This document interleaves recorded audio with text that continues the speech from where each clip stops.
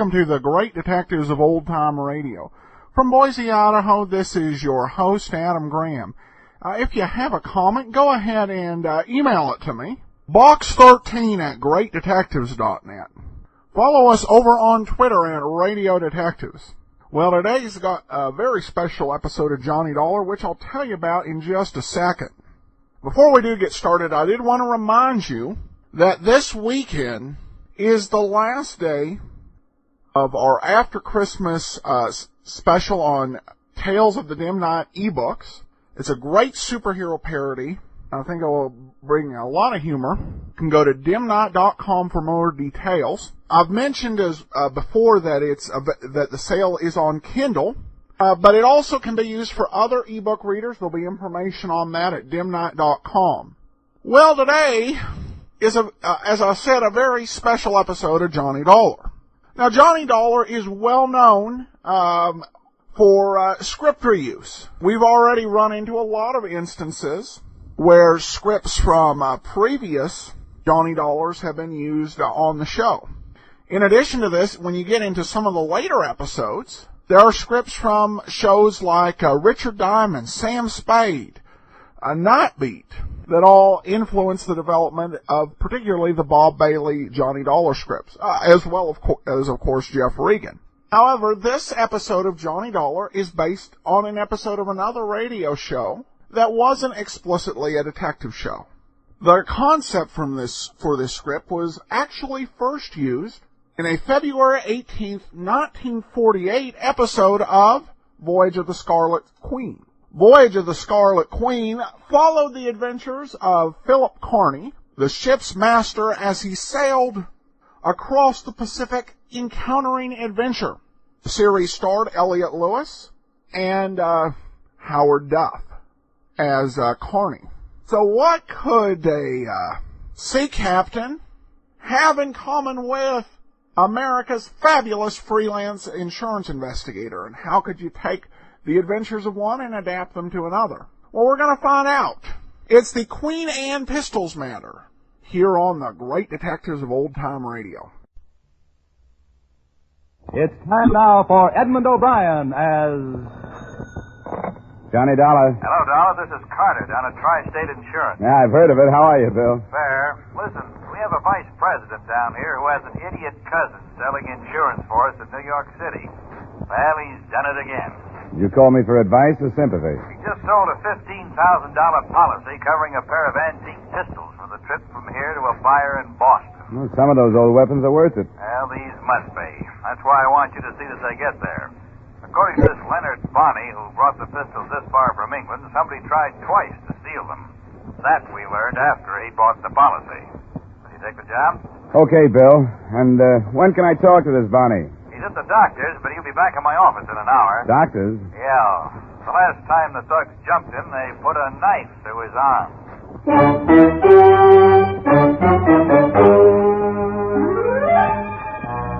Edmund O'Brien in a transcribed adventure of the man with the action-packed expense account. America's fabulous freelance insurance investigator. Yours truly, Johnny Dollar.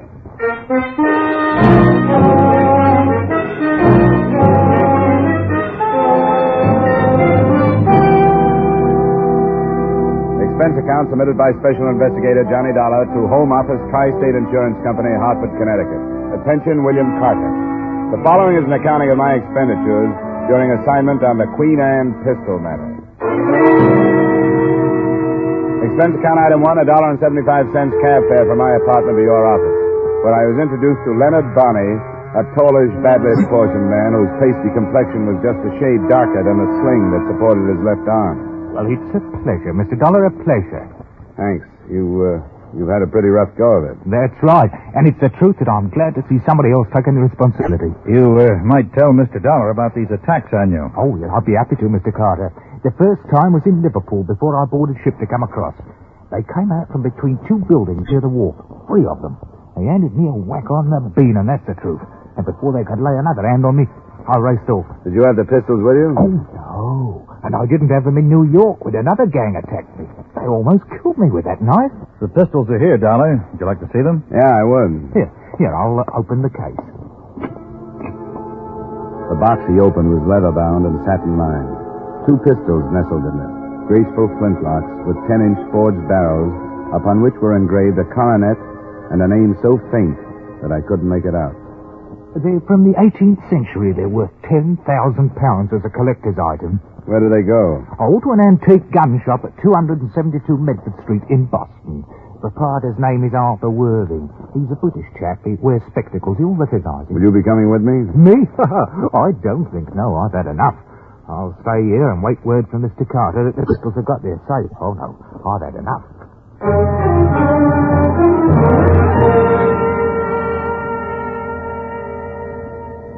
The rest of the rundown was given to me before I left the office. Leonard Bonney had been hired as a messenger by the seller in London, who had explained the value of the guns, but had not mentioned any potential danger of attempted theft. With that information and the pistol case tucked into a corner of my luggage, I made arrangements to leave. Expense account item 2, $9.75 airfare and incidental expenses between Hartford and Boston.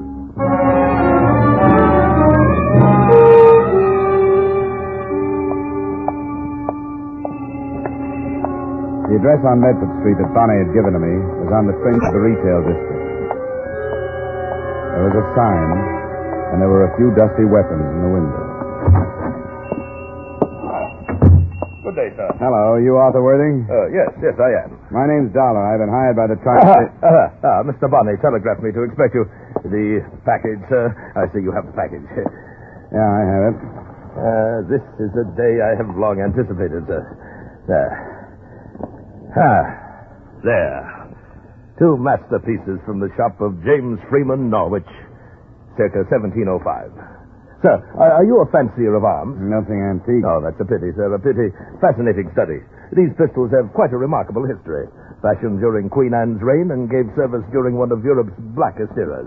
Yeah, they're pretty. But I like mine with less history and more shocking power. As might be supposed, sir, the English gunsmiths prospered during those stirring times, profiting by the constant demands for muskets and pistols to supply the good Queen's armies in Flanders. Ah, is that right? Well, I have a paper for you to These sign. weapons, sir, rode through the campaigns at the belt of an officer raised near Norwich. And if the truth were known, sir, more than one murder has been committed not only by them, but because of them. Tell me, sir, were you followed? Not that I know of. Now, if I could get your signature on this release, Just a moment, young man. I believe that the assurance policy purchased by Mr. Bonney is in effect until the pistols rest in the possession of the purchaser. Is that not correct? You're not the buyer? Well, unfortunately, sir, a price of $20,000 is a great deal too dear for me. Well, who is it then and where? A Mr. and Mrs. Jack Rollins' bride. Bride. Okay. Address? Yes, I'll jot it down for you. Just a moment. 8 Victoria Drive. There you are. It's a large address on the left flank as you approach it from the east. I think I can find it. Now, give the Pister's bride and tell them that either Mr. Bonney or myself will contact them at the earliest opportunity. All right, I'll get back to you by phone.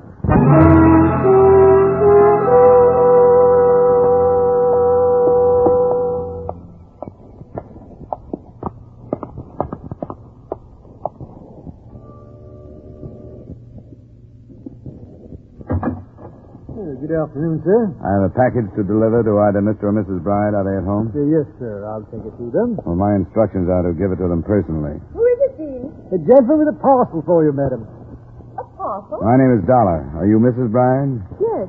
Well, here are your pistols. For Mr. Worthing. But come in. Mr. Worthing, I don't understand. Well, maybe your husband knows it all. Yes, perhaps then... Oh! Madam! What's the matter?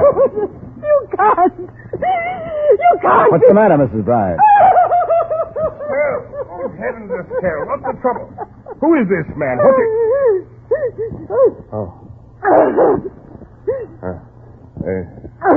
Take Mrs. Bride to her room, dear. No, Jack. I want to know. What does it mean, Jack? What does it mean? Be quiet, Estelle. I'll take care of this. Come along, Mrs. Bride. I'll help you to your room and get you a bromide. Now, what do you want? No, I don't want anything but your signature on this paper, acknowledging your receipt of the pistols described therein. You'll get no signature from me. Here, let me see that. Hey, watch it, will you? Leonard Bonney. He's here in America. That's what he said his name was. I Bought the pistols from Hartford to a man named Arthur Worthing. He sent me to you. Who's Arthur Worthing? I took it that you knew one another. He's a dealer in antique weapons. Yes, of course. Get out of here. Take this fake form and take your pistols. Go back to your Mr. Worthing.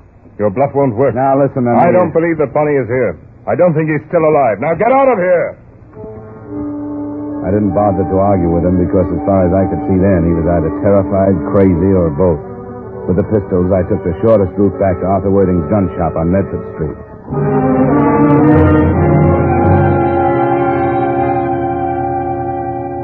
I should have saved myself the anger I'd built up to let go at Worthing. The place was not only locked, it was empty of antique weapons. And Arthur Worthing's sign had been replaced in the window by another which read, Office or Store for Rent. Inquire number 13 Groves Building. I decided not to.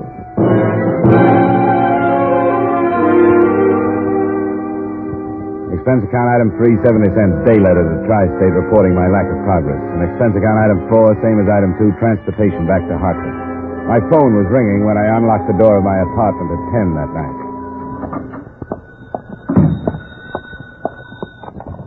Johnny Dollar. Bill Carter, Johnny. Did I interrupt something? I just got in. Just came through the door. That's crazy business in Boston. What do you make of it? Well, the man called it blackmail, so I guess that's what it is. But what reason there was for using me, I don't get. Unless they figured Bride would get violent. I've been trying to reach that Bonnie. He left a phone number. What'd you get, the city pound? No, some woman with an accent so thick we can't understand each Oh, other. forget it. Bonnie just made it up. He was lying on his teeth about everything. Do you have the pistols? Yeah, but not for long. I'm bringing them down to your vault in the morning. Good. Stop by my office. Aren't you curious about this thing? No, not even intrigued. I don't want any part of it. That was only half true. I didn't want any part of it, but I was intrigued. Later, after a shower and over a highball, I took the pistols out of their case and looked them over. Except for the possibility that they were the tools of blackmail, I could find nothing to make them worth $20,000. But under a strong light, I did make out the name engraved on the barrel that I hadn't been able to read before. It was Bride, as in Mr. and Mrs. Jack Rowland's Bride. And the date behind it was 1704. I wondered what there was about something out of the 18th century that could send a 20th century woman into hysterics.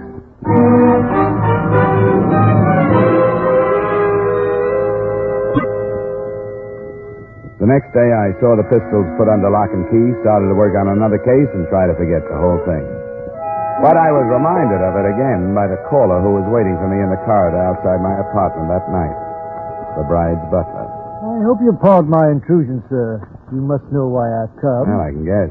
I shan't take up much of your time. But if I could just talk to you... All right, we'll go inside. Oh, thank you, sir.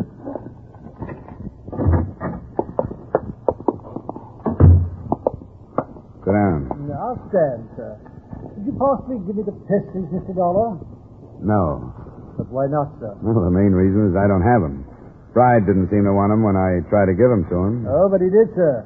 He thought that putting his signature on the form which described them would have become an admission that he had received them. What's he afraid of? I couldn't say, sir. He told me that he wouldn't be able to answer for the consequences if I failed to bring them back. What does that mean? Mr. Bride is a very violent and sudden man. Look, I'm through with the case. I turned the guns back to the company that insured them, and he can get them by going down there and signing that release. I beg of you, sir, get them tomorrow morning and give them to me. I can't. Possibly because they aren't there? It felt like a beastie. Then I got a look at the vial in his hand and the needle. His expressionless face watching me became diffused and was streaked with flashes of red. I tried to reach for the face, but it swirled and out of sight. I took one stumbling step after it. That was the best I could do.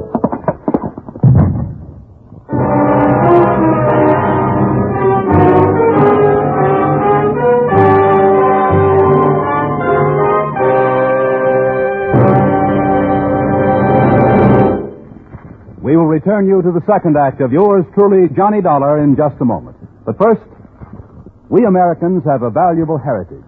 A heritage of individual freedom that includes the freedom to worship as we wish at the church or synagogue of our own choice. By attending church regularly, we can gain the moral and spiritual strength to meet the many problems which confront us today. Help support your church and attend regularly with your family. Now with our star, Edmund O'Brien, we return you to the second act of yours truly, Johnny Dollar.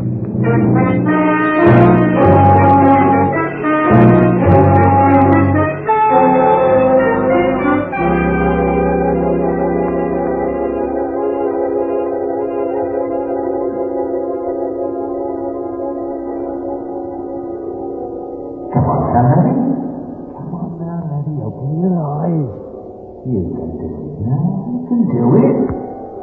Yeah, you feel that? You can feel that all right, can't you? Come on now. You're all better now, aren't you? Now, hold on now. Don't slip away again. Wake up. That's better. I'm Mr. Bonnie. Remember me? Darling, none of that. You're all right. I'll put you on your bed. You're in your flat. Where'd you come from? Oh, it's a good thing I came from somewhere. I've been playing touch and go with you since 6 o'clock. First you'd come to, and then you'd go again. Which time? What time is it? 9:30. Yeah, you drink service. I looked for some tea, but I couldn't find any. I'm not too handy at making coffee. Is that hot enough? Yeah. Oh, now, what happened to you? I don't know. Dope. He jabbed me in the arm. Who was he? Bride? Oh, come on, leave me alone, will you? Oh, no, you don't. I've had enough of this. You stay awake. Come on now.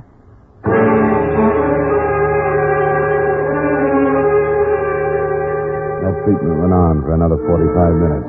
That and the coffee. From the bed, I could see that my apartment had been torn to pieces. I was too sick to be angry about it. And when I could sit up and put my feet on the floor, I realized without surprise that Bonnie's arm was no longer in a sling. In fact, there was a Webley automatic in his hand. Oh, that. Well, the surgeon said I wouldn't need the sling anymore. Oh, you are lying. Stand up now. Come on. Did he get those pistols? Who? Bride. Whoever it was tore up your flat looking for them. No, he didn't get them. And you aren't going to get them either. Oh, yeah, now, you got a net on your shoulders. You use it. Where are they? You'll have to do more than wave that automatic around to get them. They're in a vault downtown. What do you want? A share for yourself? Look, it was your idea to insure those things. Bride wouldn't receive them, and the company wants to protect them until he does. You must have known that. Why did you insure them? Well, it was Worthing's plan. I told him it was too tricky. You're in a fine mess now. I've got to take you to him. Why? I can't do anything. Don't you ask so many questions. You just come along.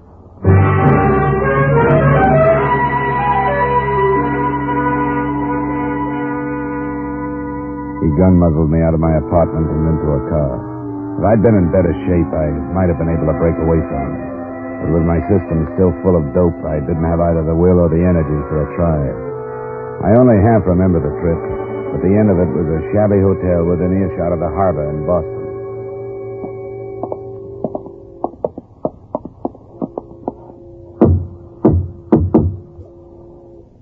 It's Bonnie. I brought Mr. Dollar.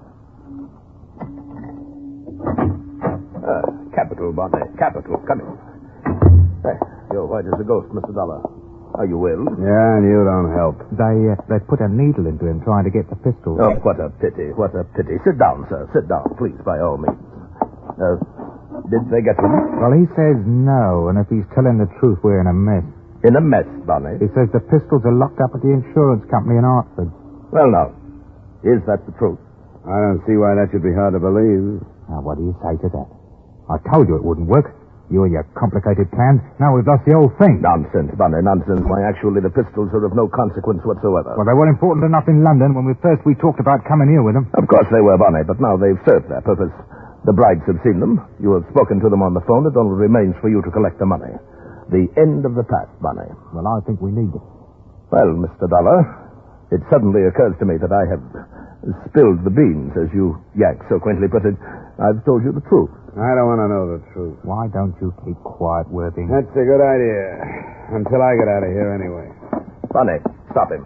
Look, I have no place in this. Just leave me alone. Bonnie, stop him. or everything is lost. All right, Ned Bucko, come on back. Now get away from me. Come on. You don't feel so good. I hope to make you feel... Whoa! Yeah. That's right now. Back in the chair. What do you want? You want me to know what's going on? I do. Blackmail. Yes, of the grossest sort, sir. We shall be handsomely paid by the brides to keep secret a 2-year-old murder of which they are guilty. I don't care. Why don't you keep quiet, Worthing? Well, Mr. Dollar? If you expect me to be surprised, I'll have to disappoint you. What else could it be? But why were you stupid enough to think that he'd sign that release? Yes, I shall have to admit that my sights were too high. But a signed admission... It was such a devilishly clever scheme, I was forced to have a try at it. Then why keep me involved in it? Because you are a witness, so to speak. Now, be patient, sir. After being dragged into the lives of people I don't know and don't want to know, after being drugged and knocked around by your gunman... Enough of that. And now, Barney, the hour to strike has come. I will meet the brides. Here. Oh, by the way, let me have your Webley. What about me? You, at the same time, will be at the bride residence waiting for them to return and make the initial payment of our $20,000. The contest is won, Barney. I hope you're right, Worthing. It's been a long one. Yes, it has. A splendid quest.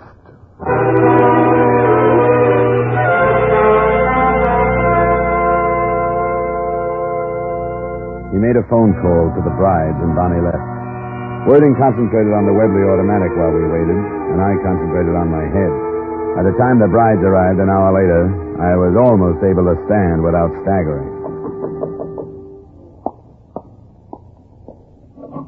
Well. Mr. and Mrs. Bride, late of Norwich. Our paths at last cross. Please, come in.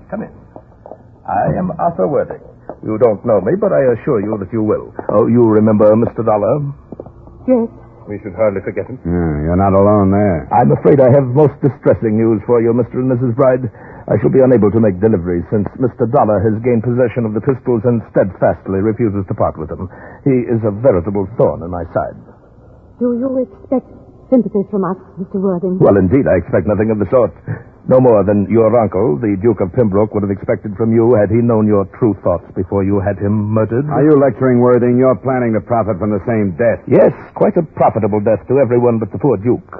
The estate fortune to the brides and to the others of us who nibble at the edges, a small share. Even you, Mr. Dollar, earned a penny or two. Cut this short, will you? It's a little too thick for me. Well, Mr. and Mrs. Bride, you both understand the terms that Leonard Barney and I have decided upon. We, in turn, agree to maintain complete silence in regard to your part in the murder of the Duke of Pembroke between 6 and 7 p.m., 8 October 1948, at which time, according to knowledge shared by us, a killer hired by yourselves did shoot said Duke to death. How can we be sure if she'll tell us Dollar refuses to give up the pistols? Mr. Dollar? Leave me out of this. An unfortunate situation, but one of minor importance. The theft of the pistols has become, according to your plans, the generally accepted motive for the murder, in view of their extreme value, and since they did indeed disappear. But who would correlate them to the true story? Oh, Jack, we could never be sure. Quiet, Estelle. My word will be kept. But Bonnie, I readily admit I do not know. The proof of your guilt lies with him, and he may decide that he needs more money one day. But the negotiation's at hand. The cost is $20,000. $5,000 to be paid tonight to Bonnie, who now awaits you at your residence. The rest within the next 7 days. Oh, I don't see how it's going to be possible. Oh, come now. Surely, rather than sacrifice the gracious life the Duke's fortune is affording you... I don't know. The time is so short. We'll manage it still. There must be a way. We have the 5,000. Bonnie will be waiting for you. Now Mr. Dollar has heard the story. What good is buying your silence when first he knows, then someone else knows, and someone else... I can't do it! In heaven's name, Bride, do you want the police to descend upon us? Then we all would be lost. All but Leonard Bonnie. I'm going to the police. I want them to know. Stop it, Estelle. Take her now and go meet Bonnie. Come along, Estelle. You go home. Convince her, Bride, that there is no reason to fear Dollar's knowledge. I have my own plans for him. Worthing's success made him careless. Calling his orders to the bride, he was a quarter turn away from me. As soon as the door closed, I moved.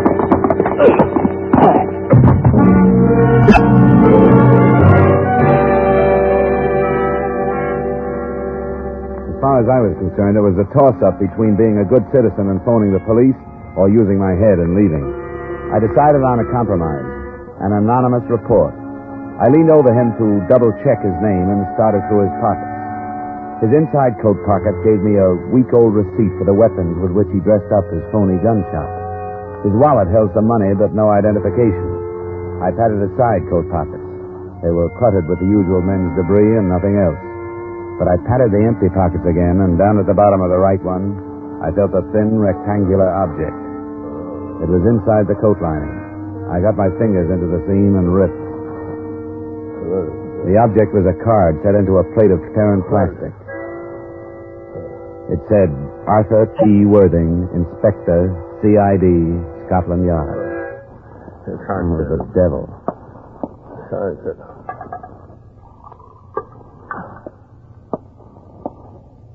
Hey, Inspector Worthing.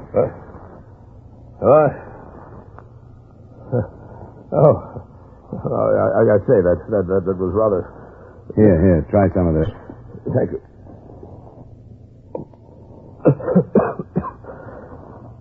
Well, I must say that you're an extraordinary ally, Mr. Dollar. It would help, you know, if your allies knew they were allies instead of pigeons. You want to try and get up? Not yet, I think. A vicious pummeling. But more about that later. Suffice it to say that I've been posing as a blackmailer for so long that I scarcely know what I am myself. I couldn't shed my disguise in front of you until the final details were arranged. What is this approach of yours? Approach, sir. This crazy scheme. Here, come on, take my hand. Thank you. Not crazy, sir. Intricate, perhaps, but I did obtain a confession, didn't I? With you as a witness. During the investigation in England, no effort was enough to swerve the brides from their story of their murder. I had to turn criminal to meet them on a common level and gain the truth. And did you have in mind stopping the brides before they commit another murder or after? Sir? That's an odd question, sir. Oh, no, not since this is making sense. Not since you baited bride with the idea that Bonnie was the only one that could prove them guilty of murder. Impeccable truth, Mr. Dollar, since it was Bonnie they hired to commit their crime. If the brides were apprehended at the scene immediately after they had murdered that miserable little cutthroat known as Bonnie, well, then, they'd be hard-pressed to find a valid reason for not confessing to the original murder of the Duke, would they not now? I think you softened the wife up to the point where she'd spill. Yes, by Jove, I believe you've hit the nail squarely on the head. We'll phone the police to go there. I think you hit the same nail on the head when you palled up with Bonnie and talked him into coming over here with blackmail in mind. Yes, you're right.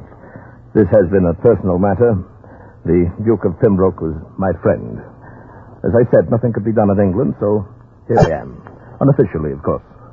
I suggest now that I phone the police, don't you?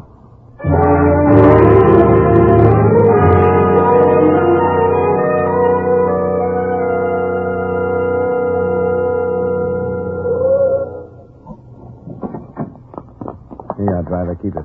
Thank you, sir. And good night, you. Good night, young man.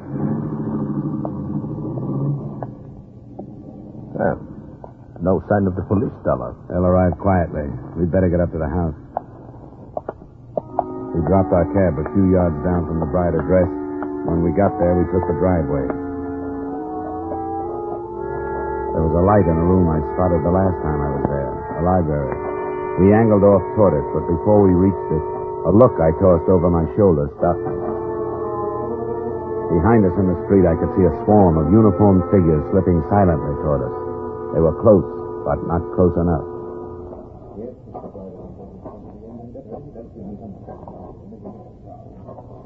Now, boys, don't do it.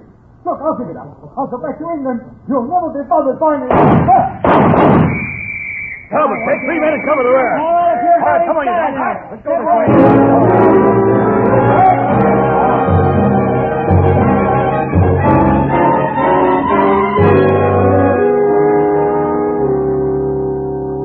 Inspector got what he wanted, the murder of the gunman Bonnie and the arrest of the brides.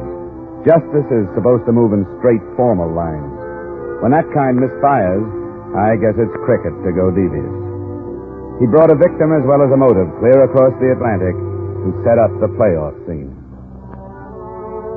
Expense account item 5, same as number 2, transportation back to Hartford. Item 6, miscellaneous. You'll have to admit I deserve something for what I went through. $150. Expense account total, $365.35. Yours truly, Johnny Dollar.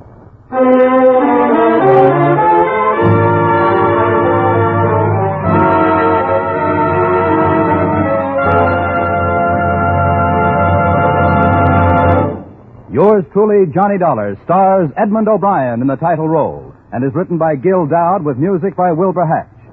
Edmund O'Brien can soon be seen in the Paramount Pictures production Warpath. Featured in tonight's cast were Ben Wright, Bill Conrad, Dick Ryan, Jeanette Nolan, Dan O'Herlihy, and Tyler McVeigh. Yours truly, Johnny Dollar, is transcribed in Hollywood by Jaime Del Valle. This is Bob Lamond inviting you to join us next week at this time when we will again bring you Edmund O'Brien as Yours truly, Johnny Dollar.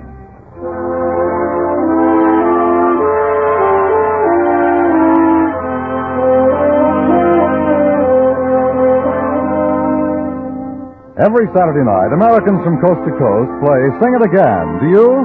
Well, if you don't know the fun and excitement you're missing. Not to mention radio's largest cash award if you can name the Phantom Voice. There's music on Sing It Again. Music with Alan Dale, Bob Howard, Judy Lynn, the Riddlers, Ray Block and his orchestra. There are contestants from all over America, formed by Dan Seymour. And there are prizes. Prizes galore, plus that special jackpot prize we mentioned earlier. So stay at home. Play at home on Saturday nights when over many of these same CBS stations, Dan Seymour says it's Sing It Again. Stay tuned now for Von Monroe's Caravan, which follows immediately on most of these same CBS stations.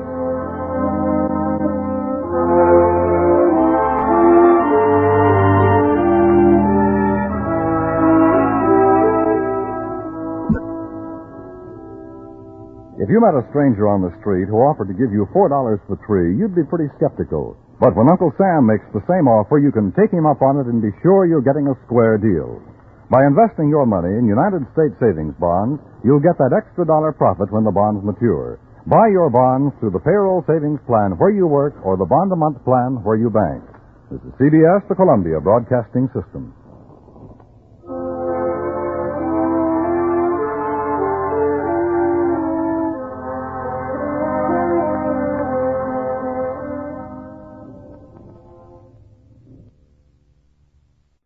Welcome back. Well, there were a lot of changes in the script, but a lot of things remain very much the same. Both the name of the assassin as well as the name of the police officer remained exactly the same. The Scarlet Queen episode, of course, being an adventure on the high seas, was actually set in Australia, while, of course, this one was set in Boston. But they reused a lot of the same dialogue.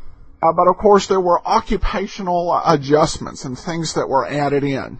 For example, the butler drugging Johnny was something that was new to this script. Of course, there are all kinds of differences. I'm not going to go through all of them. However, for those of you who have the app or our premium site, I will go ahead and make Voyage of the Scarlet Queen available to you, that particular episode, as an extra.